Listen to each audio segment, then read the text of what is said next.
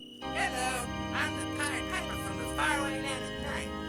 Where people are sleeping, I go into their old radios and turn them into magic transistors and fly outside with them.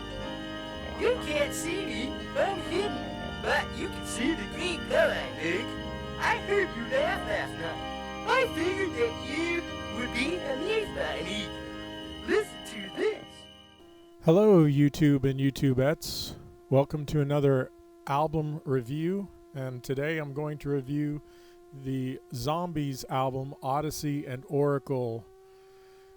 This was released on April 19th, 1968, produced by the Zombies on the labels CBS Records in the UK and Date Records in the United States.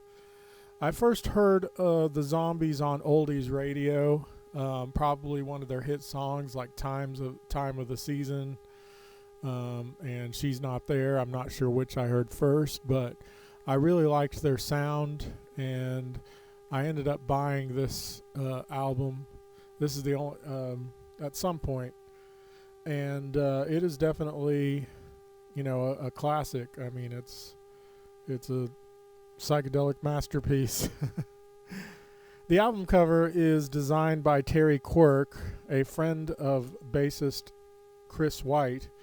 A spelling error by the designer of Odessey was left, so that's kind of funny. Very colorful and psychedelic. I give the cover a 10 out of 10. Now on to the songs.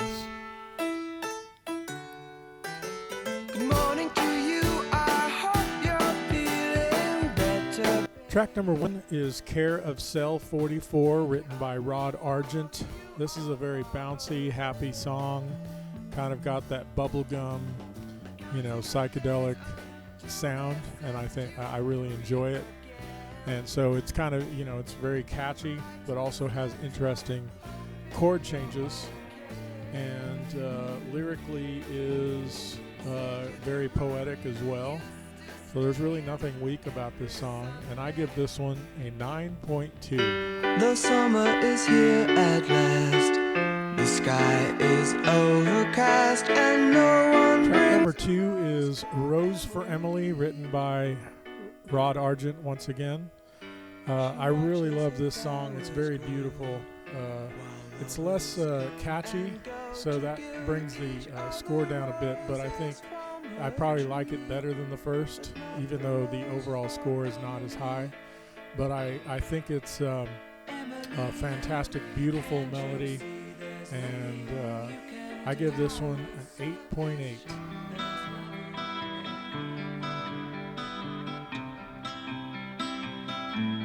Track number 3 is Maybe After He's Gone, written by Chris White. This is another, bouncy kind of song, and I think I love the vocal arrangements on it. And then in the chorus, it reminds me of the Turtles a bit, just, I guess, which is, typical bubblegum psychedelic pop music at the time. But this one's kind of a little less for me. I don't know what it is about it. Even though I love the vocal arrangements, the song itself is just, it's not bad by any means. It's just a little less than the first two. And I give this one an 8.0.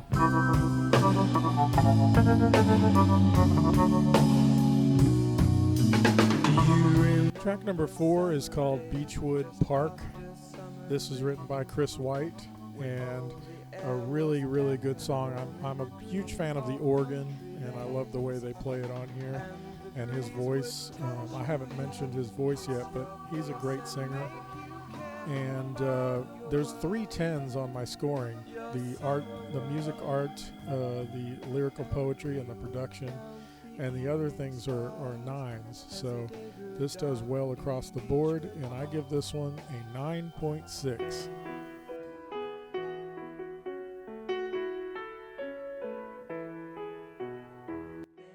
Track number 5 is called Brief Candles by Chris White, and another beautiful song. I love the piano vocal section on the verses. Once again, interesting chord changes.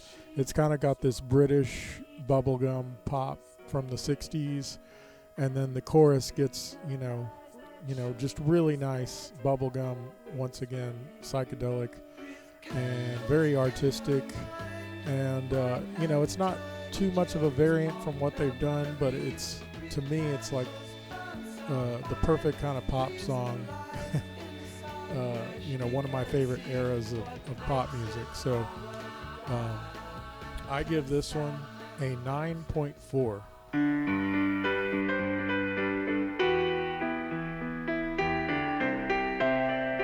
Track number 6 is called Hung Up on a Dream, written by Rod Argent. This has another kind of interesting chord changes and beautiful melody line.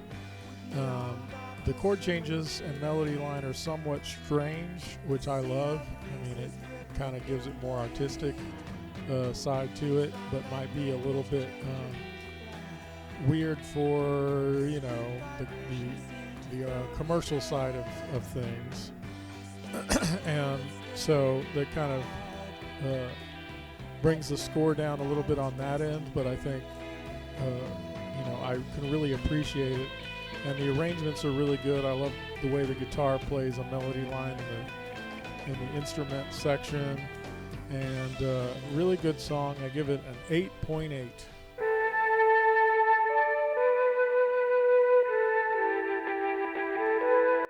Track number 7 is Changes, written by Chris White. I love the arrangements on this song. First of all, the harmonies are great, and then it follows a phrase by it echoes the melody with the flutes, and I think that's really cool. And it's just the exploding, I don't know how to say that, the harmonies, the way it's done kind of made me think of Bodies of Water, and I think I reviewed that an album by Bodies of Water already in my playlist called Favorite Album Reviews. So I think it's in there anyway. I love this song. I give this one a 9.4.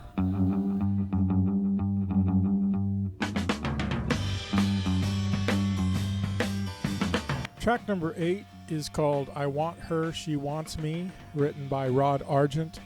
And this is kind of a lesser song on the album, but it's still a really good song. I like, it throws in some interesting things, the harpsichord, and then vocally there's a section where it's not, it doesn't have the echo. It's like a duet, and they, the vocal style sounds different.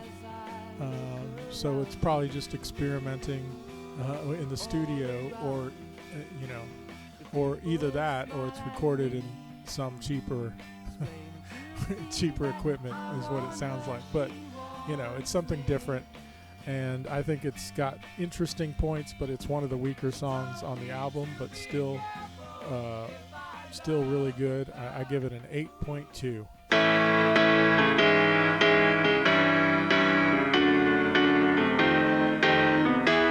Track number 9 is This Will Be Our Year, written by Chris White, and this is a great song. Once again, it really pulls me in. It's very catchy, and even though a lot of these bubblegum songs are very similar in style, some of them just stick out a little more than others, and this is one of those.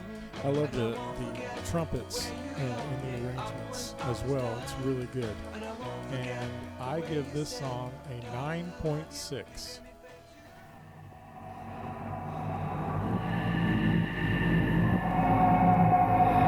Track number 10 is A Butcher's Tale, written by Chris White.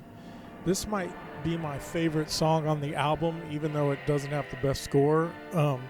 It's very strange with this accordion kind of thing. Very psychedelic. It's probably just a little too weird to be a 10 out of 10, perfect, on catchiness. And so if it was like a hit single, and I'll have to look up if it was or not. I don't think it was.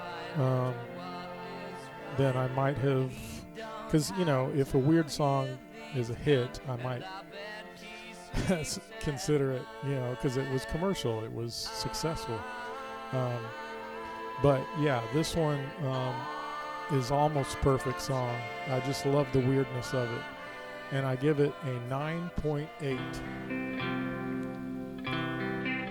When we're all in a crowd and you catch your eye. Track number 11 is called Friends of Mine, and I really love the chorus and how the vocals bounce off of each other, the backing vocals and the lead vocal, and just some interesting things to this one. And once again, very artistic kind of a song, and I give this one a 9.0.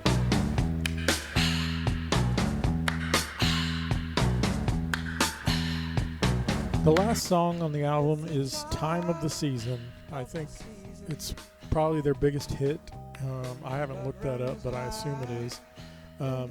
Definitely a great song. Catchy, it's artistic, it's got good poetic lyrics and a good hook and a great production. I mean, this is great all the way around. I mean, it's kind of like in the vein of Good Vibrations of the Beach Boys and other some of the greatest pop songs of all time that are well-rounded. And I'm going to go ahead and give this one a 10 out of 10, 10.0. I try not to give those out too much, but this one definitely has that quality to it. The album flow is a 10 out of 10.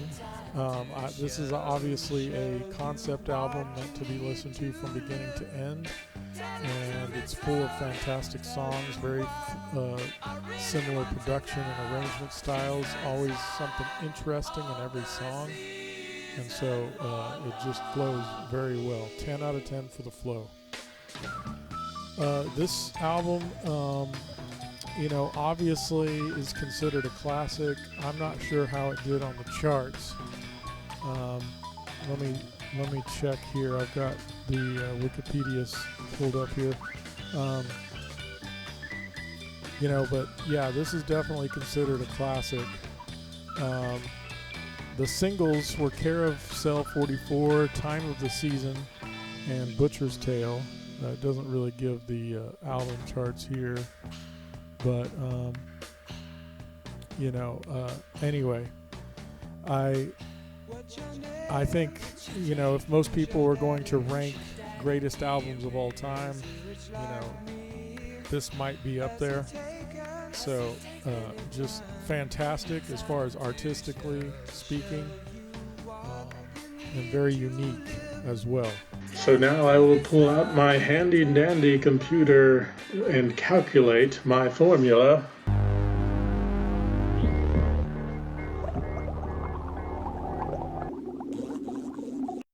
And this album gets a 9.36 out of 10. Thank you and have a wonderful day.